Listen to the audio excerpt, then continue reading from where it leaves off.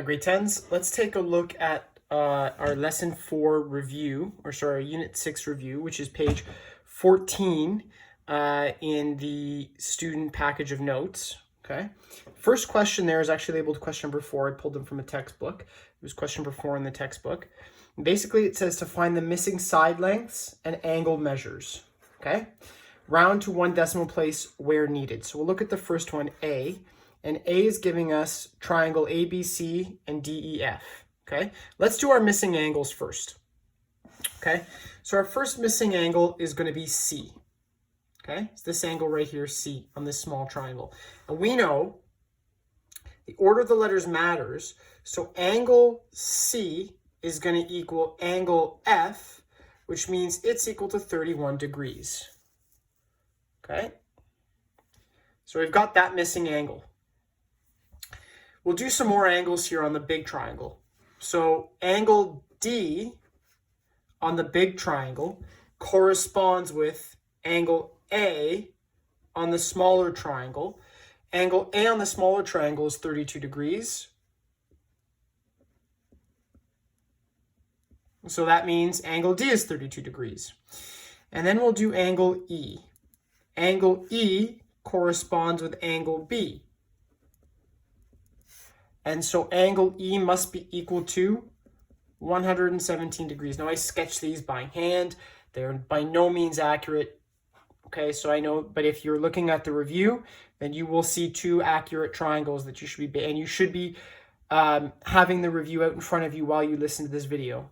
Okay, so now we've got to do the missing sides. Okay, well, there's really two missing sides that we have to figure out.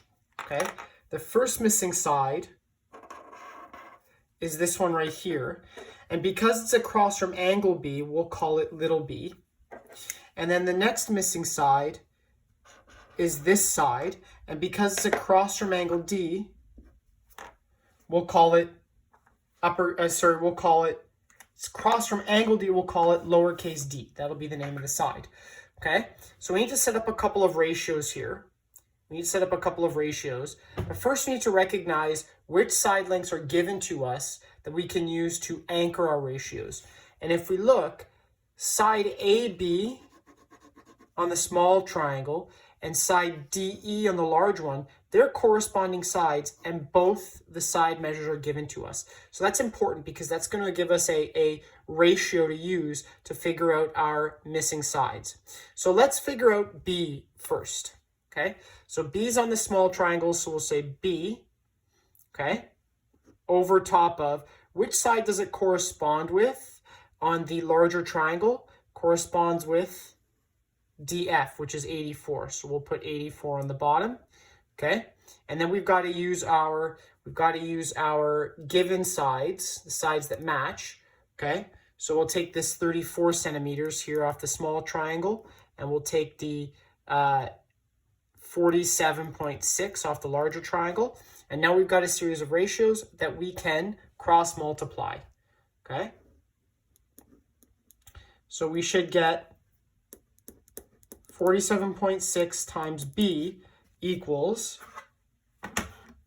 34 times 84, which is 2,856. And then we have to isolate B. So we'll divide by 47.6 on both sides. Okay. 7.6. And we'll get 60. So B equals 60 centimeters. Okay. Now we've got to figure out D. Okay. So D, lowercase d, this side here that I've highlighted, corresponds with BC on the smaller triangle. So let's set up a little ratio for that one as well. We'll do it over here, 36 over D. Okay, we're going to do small triangle over top of big triangle equals, and then we'll use that same keystone ratio that we used for the first missing side. Okay, and then we'll do the same steps. We'll cross multiply. Okay, so we'll get 47.6 times 36. 47.6 times 36 equals 1,713.6. 1,713.6 equals 34D. We'll divide both sides by 34. They cancel out. And D will be equal to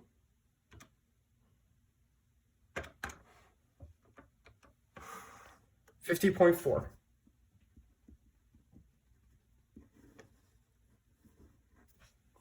Okay, so there are two answers there for our missing sides.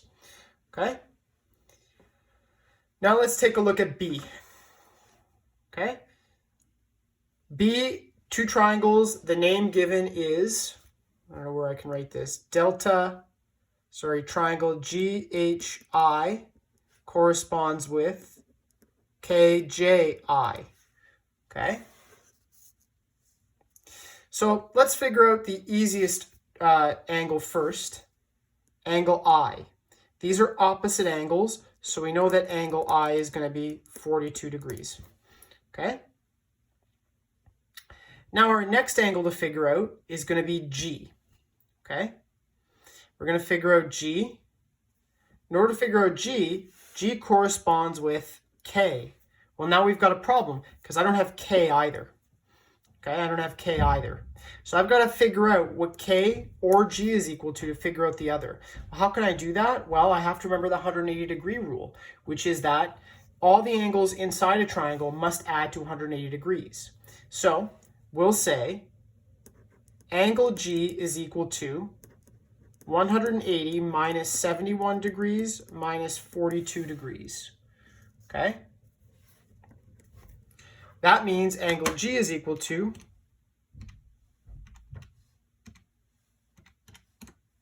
67 degrees. Okay? And since angle G corresponds with angle K is equal to 67 degrees as well. Those are corresponding angles. Okay? And now we've got to figure out our missing sides here, our missing sides. So we have two sides that are missing. We've got this side here, which we'll call lowercase I.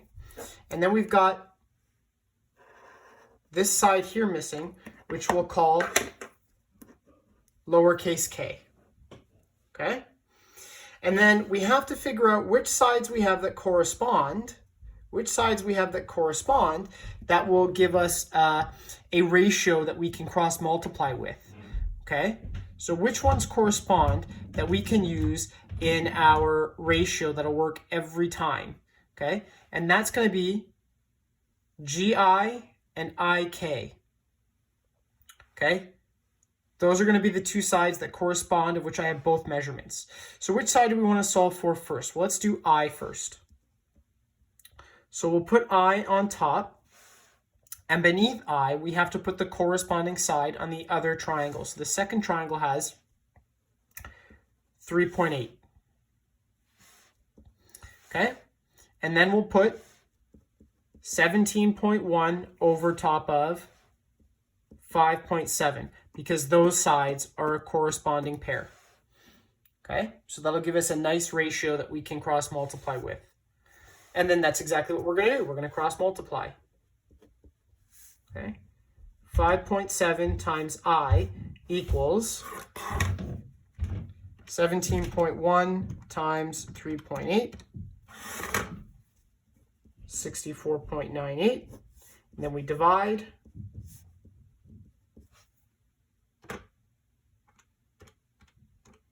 And we get I is equal to 11.4 inches. Okay? Now let's do lowercase k. So lowercase k is on the second triangle. We'll call it the second triangle. So that means it should be at the bottom of our fraction, of our ratios. And the side that it corresponds with is going to be HI, which is 16.5. Okay? And that's going to equal, again, our very same fraction that we used as our keystone. Okay, 17.1 over 5.7. And then we're going to cross multiply. So we get 17.1 times k equals 5.7 times 16.5 equals 94.05. Okay. And then we'll just do a little bit of division here. That'll cancel out. K will equal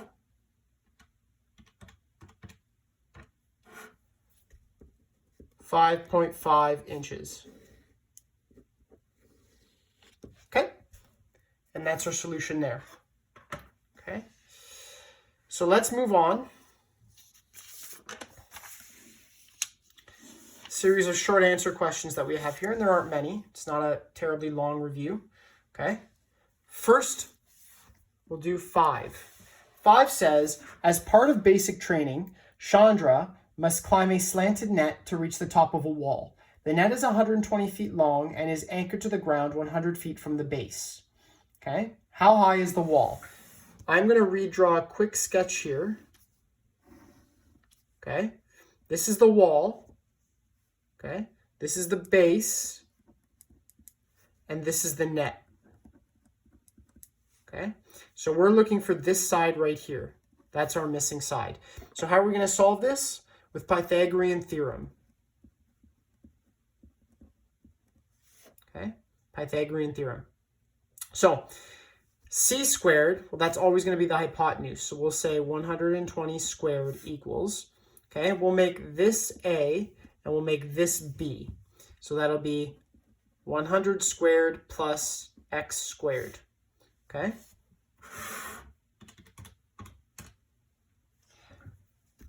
120 squared is 14,400 equals 100 squared is 10,000. Okay, plus x squared, can't do anything with that yet. We'll do a little bit of algebra, so we rearrange.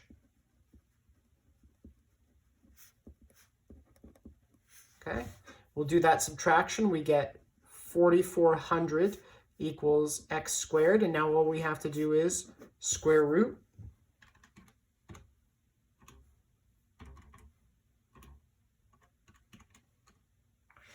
And we'll get 66.3 equals x. Okay, so therefore, the wall is 66.3 feet tall. Okay. Now we'll do question number 6. Okay. A rectangular piece of material 150 centimeters wide by 45 centimeters long was cut along the diagonal to form 2 congruent triangles. What's the length of the longest side of one of the triangles? So it gives us this rectangle. And then it gives us this dotted line. Okay? And we want to know the length of the dotted line. And yes, I did this by hand. That's why the lines aren't straight, but they should be. So we have 45 centimeters here and 150 centimeters here. We notice that we're forming a nice right angle triangle here. Okay. And the side that we're looking for is this dotted line. Well, that's our hypotenuse, so we'll just call it C. So we'll say c squared is equal to a squared plus b squared. What's my a and b? Well, 45 and 150. So 45 squared plus 150 squared. C squared equals, what's 45 squared? 2,025 plus 22,500. Okay? So when we add those together, we get c squared equals 24,525. Okay? And then we just need to square root. So c is equal to, we'll square root our answer. We get 156.6. So therefore, the diagonal is equal to 156.6 centimeters. Okay? Let's do 7. 7 says, Brian enjoys hang gliding. On his last flight, he jumped off a 520 foot high, he jumped off a cliff 520 feet high. He landed 450 feet from the base of the cliff. How far did Brian travel? So let's draw this out. There is no drawing given to us, so let's draw it out. Okay? Here's the cliff.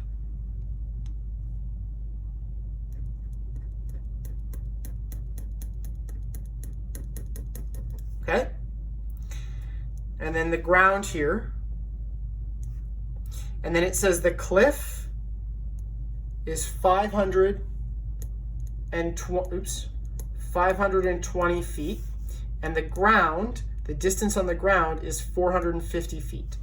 And his path should be something like that. Okay? So now, that missing side, okay, is how far he traveled. So we'll call that C. So again, we'll just set up Pythagorean theorem. C squared equals 520 squared plus 450 squared. C squared equals, we got to do 520 squared plus 450 squared. And I'm going to show you my calculator, because on this type of calculator, you can do it all in one shot. Okay, equals 400. There we go. 472,900, and now I just have to square root it. So I'll hit square root and my answer. This is a really good calculator for doing this. Okay? So C equals 687.7 meters. So we'll do a little sentence here that says, therefore, he went 687.7 meters. Okay? That's all we have to say there. Okay? And then we'll do our last question, which coincidentally happens to be another question number 7. So this was 7. There's a second 7 here. So I'll get rid of this sheet. Okay? Put 7 again. So the distance across a gorge is 63 feet. Susan stands at the front of the elevated observation deck, 6 feet back from the edge of the gorge. Her eye level is 8 feet from the ground. Okay? She can just see the bottom of the cliff on the other side. How deep is the gorge to the nearest foot? Okay? So let's draw this out. Let's draw this out here. We have 2 cliff faces. Okay? And then we have this person here.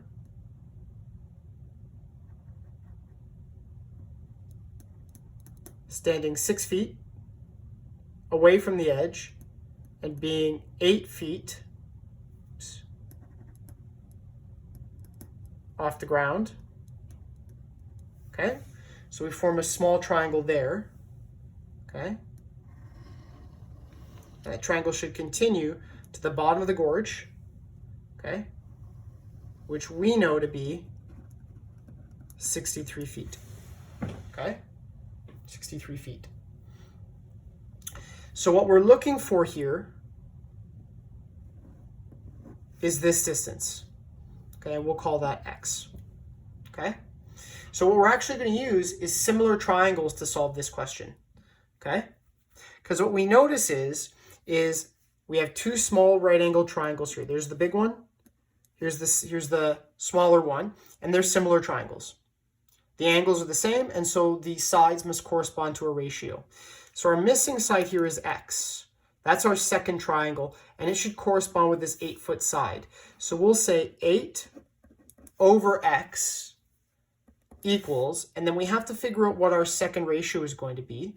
And our second ratio is going to be 6 feet from the first triangle corresponds with this 63 feet in the second, okay?